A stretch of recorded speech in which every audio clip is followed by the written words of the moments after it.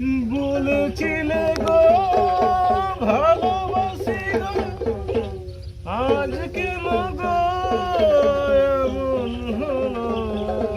এমন হলো, এমন